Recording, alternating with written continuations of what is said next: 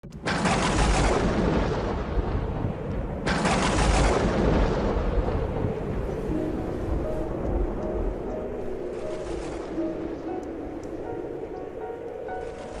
aquel tiempo dijo Jesús a los sumos sacerdotes y a los ancianos del pueblo: escuchad otra parábola.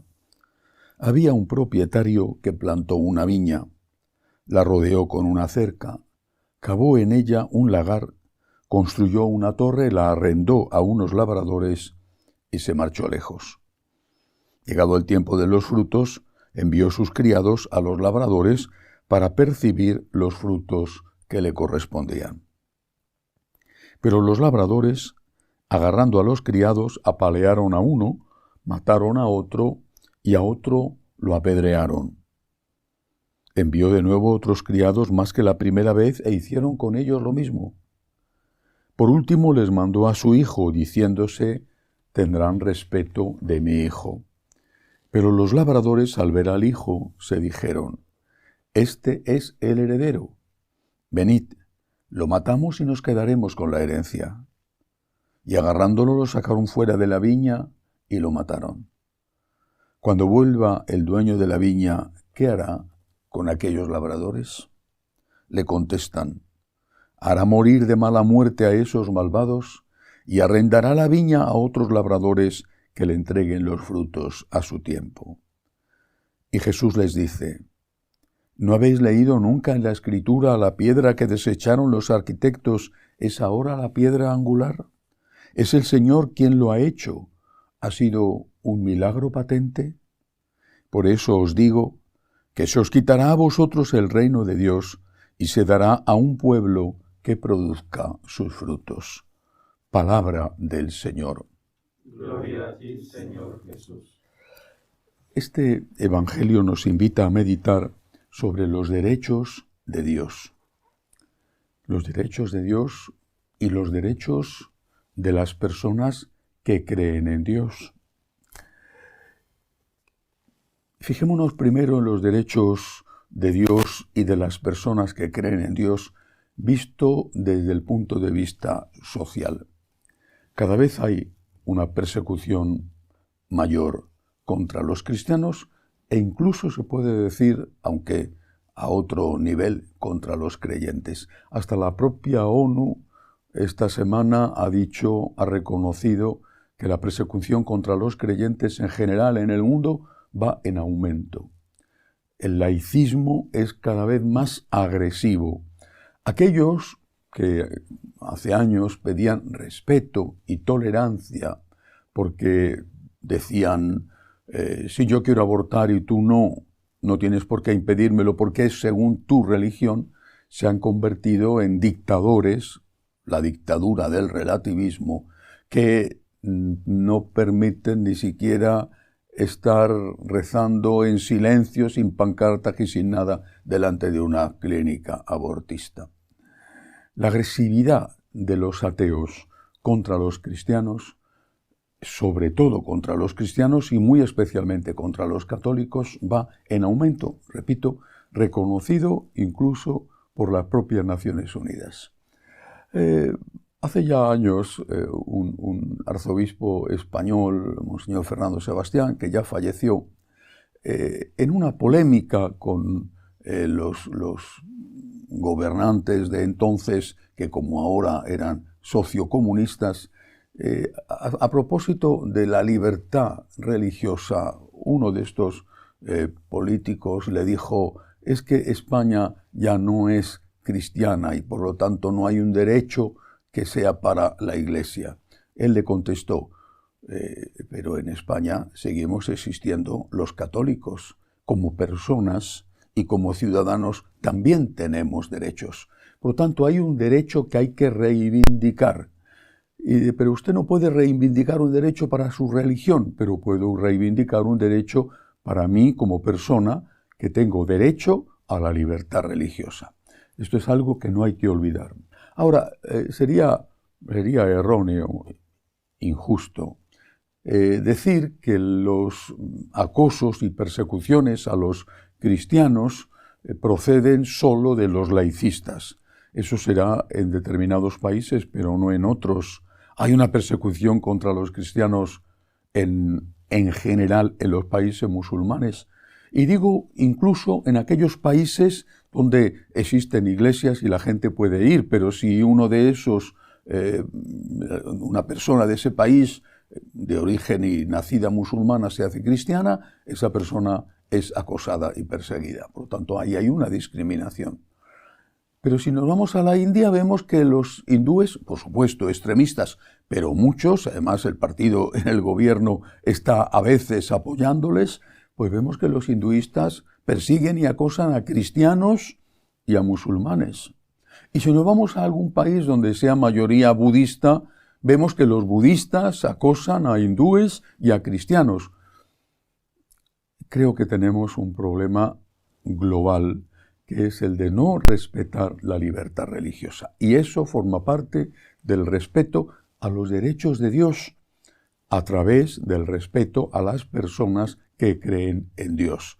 Sean cristianas, budistas, musulmanes, animistas, e incluso ese otro tipo de fe, que es la fe de los ateos, que creen en algo negativo, creen en la existencia del no Dios.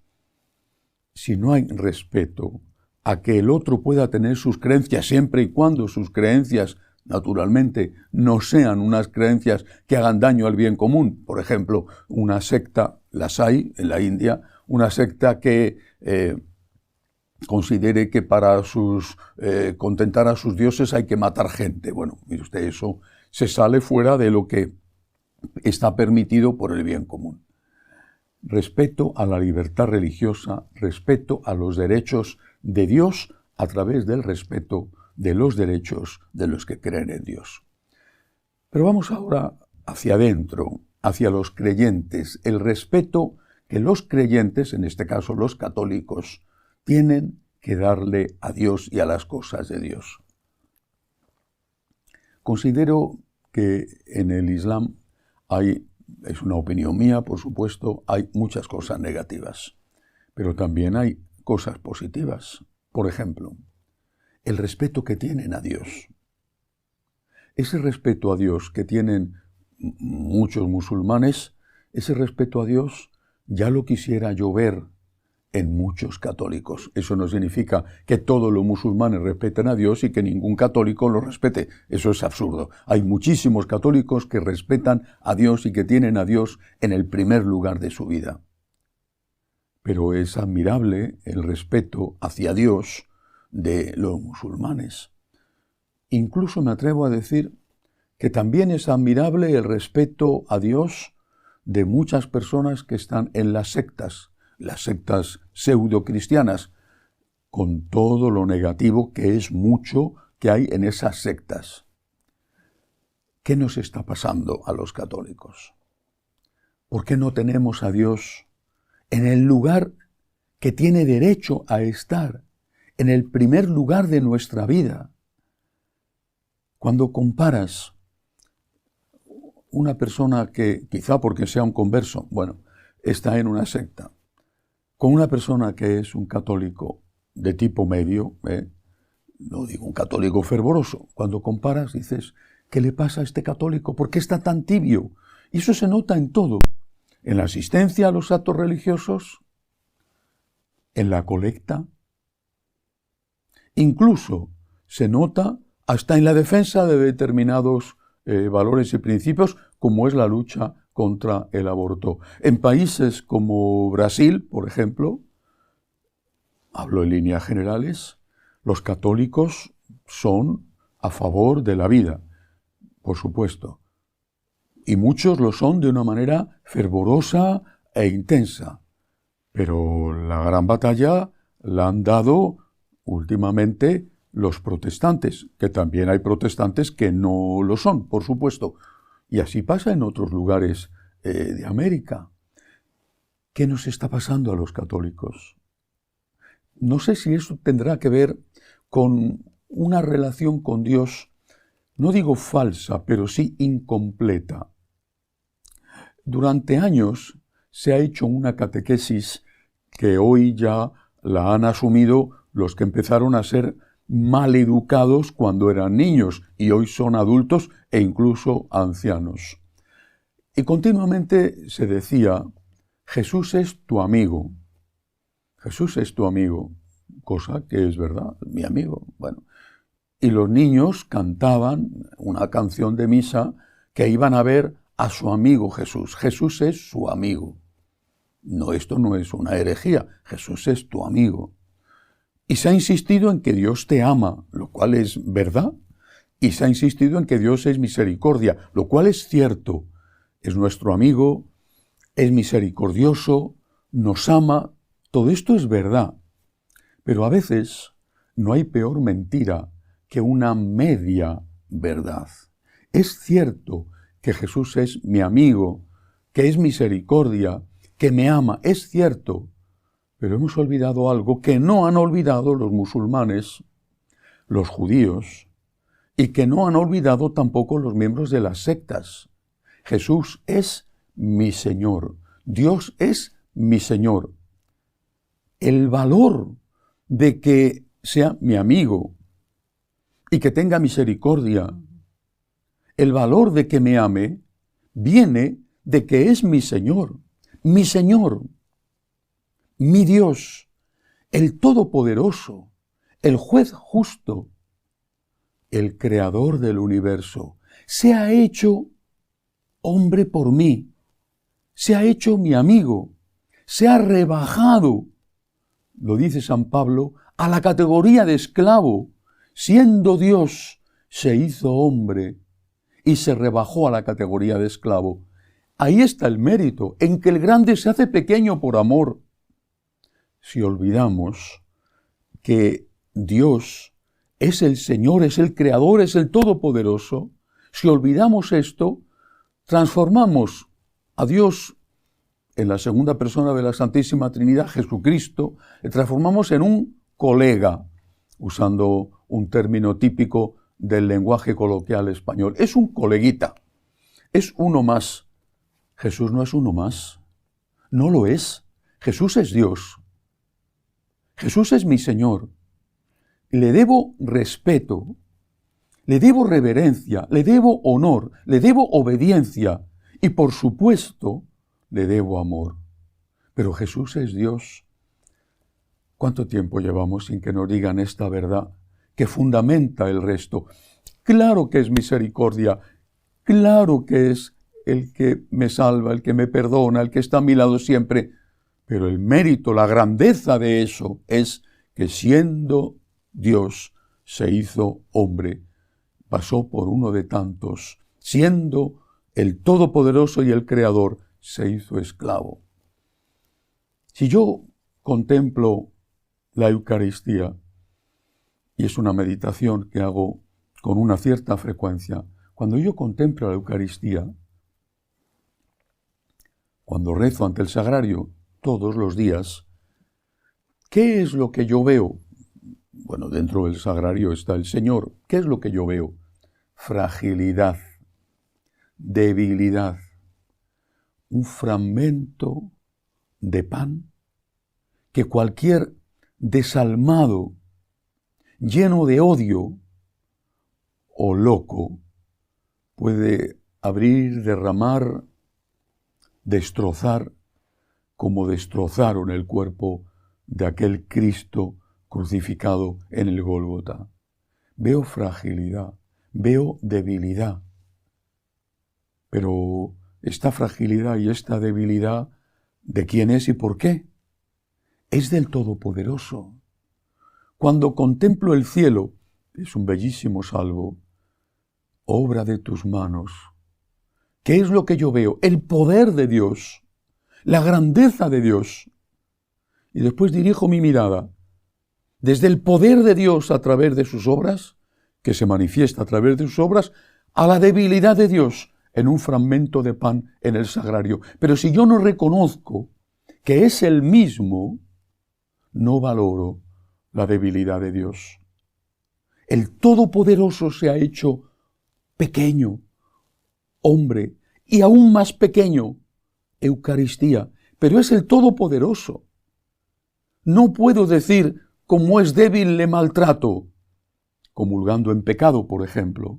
No puedo decir, como es débil le ignoro, o como es débil no le respeto, comportándome dentro de la iglesia como si estuviera en la plaza, tanto en mis gestos como en lo que hablo o dejo de hablar delante del Señor. No puedo hacerlo porque es el Todopoderoso. Por eso tenemos que respetar los derechos de Dios y tenemos que hacerlo siendo conscientes de que no le hacemos a Dios ningún favor por respetar sus derechos. Es nuestro deber. Tenemos la obligación de respetar a Dios y tenemos la obligación de amar a Dios. Es algo que debemos hacer y que cuando no lo hacemos, lo incumplimos.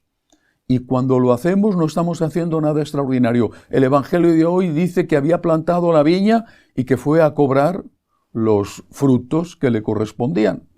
Los que hubieran pactado un 30% de la cosecha o el diezmo o lo que fuera. Era su derecho. El Señor tiene derechos sobre mí, porque es mi Dios y mi Creador, y además tiene el derecho de mi amor, porque es mi Redentor. Y yo cuando le doy lo que Él tiene derecho, no estoy haciendo nada extraordinario, no estoy dándole un favor o una limosna. Estoy cumpliendo con mi obligación. Soy un siervo inútil que no hago más que lo que tengo que hacer. Y ahora pensemos, ¿qué tengo que darle a Dios para respetar sus derechos y cumplir mis obligaciones sin que eso suponga que me crea estupendo, sino que es simplemente mi obligación? ¿Qué tengo que darle? Oración, presencia ante el Señor en el sagrario, cumplir los mandamientos como Él me ha pedido, a imitación suya, dar limosna a la iglesia y a los pobres. Tengo que cumplir mis derechos, tengo que llevarlos a cabo. Claro que tendré que defender los derechos de la iglesia delante de un mundo agresivo, secularizado, laicista o de religiones que no respetan los derechos ajenos. Pero tengo en primer lugar que ser responsable ante Dios. Tengo que ser honesto para con Dios, cumplir mis derechos, mis deberes hacia Él, hacer que los derechos de Dios yo sea capaz de cumplirlos sin sentirme nada especial por ello. Que así sea.